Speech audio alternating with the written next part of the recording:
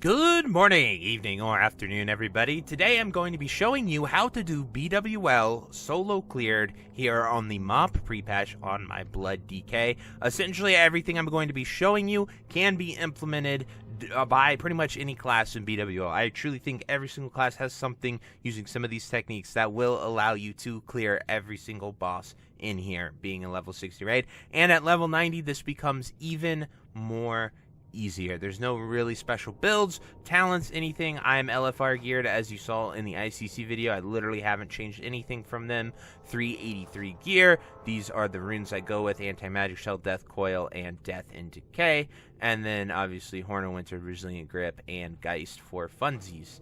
But essentially what I'm going to be doing is showing you how to solo every single boss here, and you can make about 1,500 to 2,000 gold in about 20 minutes from doing BWL. That's about how fast I've gotten it down to a science at this point in clearing it. I'm going to be using beer-basted Crocolisk and a flask for this fight, and we're going to get right into it here. So for the first fight, what I love to do is just absolutely nuke these mobs as fast as possible, because that is egg time. Start controlling the orb, and then immediately, as fast as possible, start breaking them. It'll be bound to your 4 key by natural binds, and it's very important that you have an ability like Death and Decay on your upper bar, because your bar changes if you're using default UI, and this is going to be important when ads start to come out. I will show you what exactly I mean by that. Another important tip is that when the ads hit the beam actually gives threat of them, which is really weird. So when the first ads start to come out here in about 5 seconds, I can show you exactly what I'm talking about with this beam here when the ads come. It's really wonky, and I find it works way more on melee targets opposed to the range targets like this mage here, but we will try it anyway. So as you can see, we bring the beam here, and the beam instantly threats them to go and hit your person. Obviously, be monitoring your own personal health, because you do not want to die from these mobs. I'm in tank spec because that is way easier, but proper usage of the beam can lead to every single mob hitting you, and you don't really have to do much. I usually go the full duration of this beam, but if your health is getting low and you need to start killing them, the faster it drops, the quicker you need to switch. So we want to just do proper beam positioning here and make sure the mobs go to us. So as we see, we now have 2 mages. So this is where something I like to do is cast Death and Decay right here in the middle, and then I like to make sure that we cast this, and then we are going to get Razorgore. So I messed up here in the sense that Razorgore is now actively hitting me, and then I like to bring the threat of the mobs onto this Death and Decay. So as more mobs come here and they get on Razorgore, it is going to be more imperative that we do that Death and Decay method every 30 seconds here, and then we re-click. So Razorgore is going to die way before you are going to die. So right here is where I bring the mobs here. I click the Death and Decay cast. I drop Death and Decay. As a DK, I'm summoning Army, and Army will take care of the rest of them. But I am going to then get back as Razorgore as soon as possible.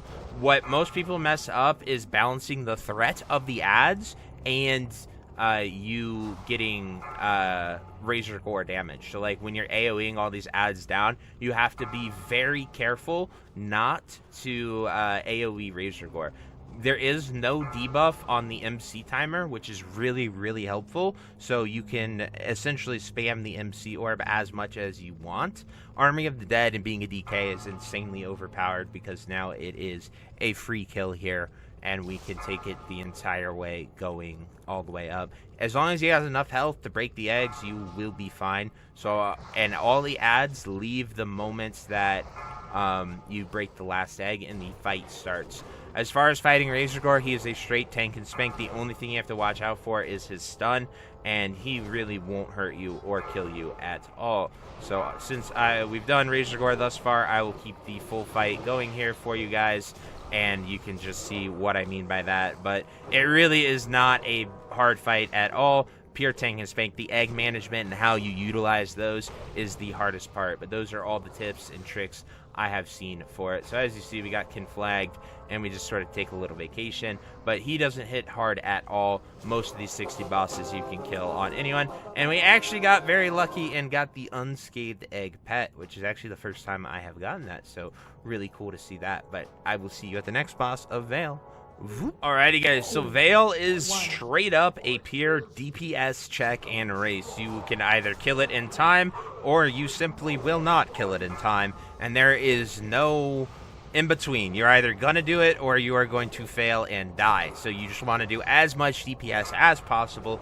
Vael buff makes you have infinite runic power, or whatever resource you normally use. So for me, I am just spamming Runic Strike as much as I possibly can to deal as much damage as possible. So we Runic Strike, Death Strike, Runic Strike, Death Strike, and you get it. And so what we want to do is kill Vael before the buff goes on you. So Vael gives you a buff about a minute into the fight, or 30 seconds, that will start ticking down. And if you get this buff, so right here, we have 20 seconds to kill the boss. If we do not kill the boss in 20 seconds, we die and fail. So this is where if you have a DPS spec, you will want to go it, but as you can see, there is nothing that is going to save me. It literally negates anti-magic shell. It literally negates purgatory. So you just simply die. The only thing in the game that I have ever seen work is a Petri Flask. Bubble from Paladins might work, but that's about it. So as you see, that is Vael, and I will see you guys at the next boss on top of the Suppression Room. So for the Suppression Room, you're not really at threat of dying. It is just super obnoxious, and I would highly recommend that you take a lot of talents and things for dashes, lunges, blinks, whatever you have, because that's the best thing. DKs, for example, have Death's Advance. You passively move 10% faster, and movement impairing effects may not reduce you below 70% X speed. So when we press Death's Advance, we get a little speed boost for 5 seconds to walk even faster. So most classes have some type of movement ability. On my Monk, I love Flying Serpent Kick as a Windwalker. That helps a ton here as well. But Death's Advance is insanely overpowered for DKs, and you can essentially, you're only walking 30% slower instead of 90% that the suppression effect normally does to you. So anyway, we're on Broodlord Lashlayer right now. He is super easy. The only thing he does is knock you back. So if you've ever played as a melee DPS on this fight, you literally just want to make sure you go in this corner like this, and you will be a-okay to fight him. So anyway, that is it for Broodlord and all of this. I will see you at the next boss. Voop. Alrighty guys, for Firemaw right here, it is just honestly kill it before it kills you. It has a stacking fire buff, but other than that, you're really not in any danger at all. It only has 1 million HP, so as long as you can kill it before the fire buff gets too powerful or damaging, you'll be fine. And as you can see, we're at 50% here, and I haven't even taken any damage at all. As a DK, you can also use AMS, and that helps a lot with it as well. But Firemaw really, as long as you're not getting up to like 30 or 40 stacks, you're not going to be in any mortal peril at all. He also knocks you back like that, so make sure your back is to a wall so you don't go flying and waste more time. But as you can see, he only did 2% of damage to me, and we got a knack. Let's go. But anyway, I'll see you at the next two. Voop. So a little side note is it is super important to make sure you aggro all of the trash and kill it.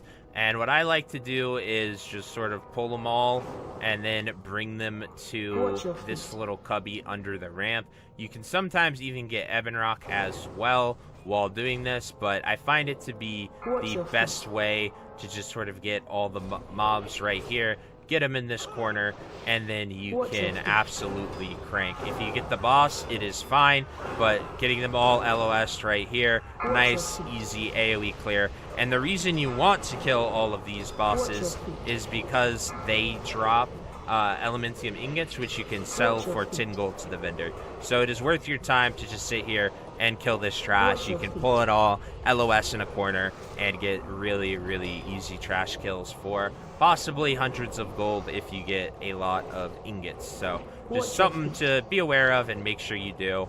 and it lets you wait for your cooldowns to be up to fight the next bosses. So for the next bosses, I like to pull them together, and I'll see you when we get there. Alrighty, so for Flamegor and Ebonroc, like I said, I like to pull them together and just bring them into a corner. I focus Flamegor first, because Ebonroc puts a nasty curse on you as a melee that when you are hitting them, you cause him to heal when you hit him with melee attacks. So you don't want to do that. You're just sort of hitting Flamegor to do passive cleave onto Ebonroc, and then you're putting your back to a wall, so when they wing buff at you, you do not go flying. But it's just, they don't do that much damage, and then it's a little extra. Here's the curse that when melee deals damage, you heal Ebon, and there's just not much that you can do about that. So as you can see, we did a little bit, but you can pull them one at a time too, because as you can see, Ebonroc's full health from my melee attacks anyway. So having Grievous Wounds makes this really helpful as well, but you hit more than what you heal him for when you're hitting him with your main strikes. So just something really important to note, and yeah, you don't have to fight them independently like that. You can fight them separately, but you're going to be fighting through that. Grievous Wounds is really helpful, or using something like Necrotic Strike here is really nice as well, so he stops healing through all of that too. So just a little quick thing. Grievous Wounds makes it pretty much ignorable, but if you have something like Necrotic Strike, definitely helps as well with that. So we're going to kill him, easy peasy, and you just want to make sure that you are, the worst thing that you can do is make sure that you are healing him too much. So if you're not hitting him with big abilities, you want to just sit there. It can prolong it a lot. As melee, if you're ranged DPS, it does not matter. But there is Flamegor and Ebonroc, and as you see, no DFT. Unfortunate. Next is this trash and Chromaggus, and I will see you then. Alrighty guys, for Chromaggus, there's only one thing you need to know about, and that is his chromatic mutation. So if you get 5 debuffs from him, you are going to turn into a pet, be MC'd for 5 minutes, and have to take a break. So how to avoid this is to make sure you have Hourglass Sand, and you use it every time that bronze comes up, and you will never get MC'd. The only time that you can get MC'd is if all 5 go on you. So like, I can't remove that. AMS will make me immune to his next one, and then we also have to watch out for the few other things, but it is sort of a DPS race, so you want to make sure you can kill them before you get 5, but just be paying attention to the bronze, make sure you use it, and you will never get 5. So I will show you a little clip of my monk, and my monk getting the debuff and turned in here. I said it was RNG in the monk clip, but I was wrong. It's literally just all 5 of these brood afflictions stacking up, and that's what turns you into the MC. So ignore what I say, but that's what it'll look like. So I will see you then. Voop.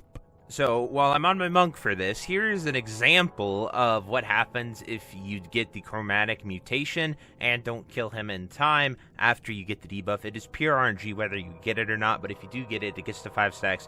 You have been mutated, and you essentially just have to wait here for 5 minutes for the buff to go off. You can Alt F4 and re-enter, but it's a little buggy, and sometimes it'll teleport you to your hearth, so it's not really worth the risk. Just get up, go get a drink, go take a deep breath, whatever. Take a little 5-minute breather. The moment it ends, the fight starts too, so make sure you're back at your computer for that. But I just wanted to show you this in case I didn't proc it for my DK in the normal clear. And good luck on your bets, so I'll see you at Nef. Voop. Alrighty guys, so for phase 1 of Nefarian, super simple, stand smack dab right in the middle of these 2 pillars, and all of the odds will come to you. You can kill them as they come here, you can kill them essentially whenever you want. You just gotta kill 40 of them to spawn phase 2 of Nefarian, and all that entails. So we're just gonna sit here, kill them all, and I will show you phase 2 when we get there. Voop. Alrighty guys, so after you kill 40, Nefarian lands. Nefarian is really easy to kill, so I would not worry about it. Depending on the class you are, you have a unique class call. As a Death Knight, the unique class call is to pull you into him, but he doesn't do that much damage. You can sit here and just sort of fight him. You obviously want to watch for the tail, but other than that, he isn't really hitting hard at all. and you can just easily sit here, tank and spank, kill him. Like I said, depending on the class, your class call can be very obnoxious and cause a lot of pain. However, as a Death Knight, I literally just get death gripped onto him like you saw right there. But anyway, that is it for the solo BWL. I truly hope you guys enjoyed this video. If you have any questions, anything you think I missed, I will definitely cover it and answer in the comments down below. I will be doing a full Black Temple guide coming out probably tomorrow after you guys see this. So until next time, I'll see you later, guys. Hope you have a great day. Bye-bye. Hey, you. Yes, you. Are you still there?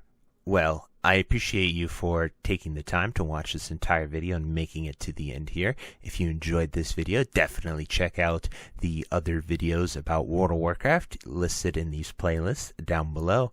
And thank you again. Have a great day. Bye-bye.